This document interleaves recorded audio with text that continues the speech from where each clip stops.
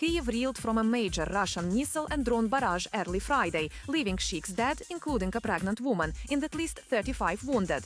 Explosions rocked the city, leaving gaping holes in apartment buildings and igniting fires.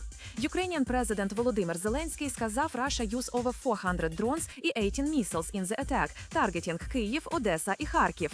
He called it a calculated attempt to inflict maximum harm on civilians.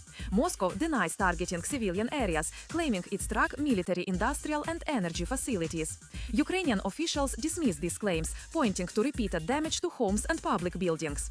This was the biggest attack on Kyiv in nearly 3 weeks, with recent strikes focusing on electricity infrastructure ahead of winter.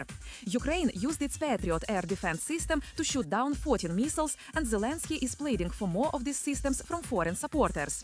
European defense officials meeting in Berlin pledged continued support for Ukraine.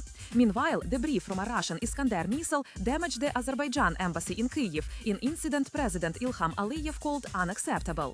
В Odessa region, Russian drones struck a busy street in Chornomorsk, killing 2 and wounding 11, including a toddler. Kyiv residents recounted harrowing escapes, with one woman describing how her hair caught fire and her apartment wall disappeared in an explosion. 8 of Kyiv's 10 districts reported damage, and infrastructure in the wider region was also hit. Ukraine has been responding with its own drone and missile attacks on Russian territory, targeting oil refineries and military production plants. Russia claims its air defenses shot down hundreds of Ukrainian drones over several regions, including Crimea. Zelensky сказав Ukraine used modified Neptune missiles to strike targets deep inside Russia. The Russian Defense Ministry said the overnight strike on Kyiv was in response to Ukrainian attacks on civilian facilities.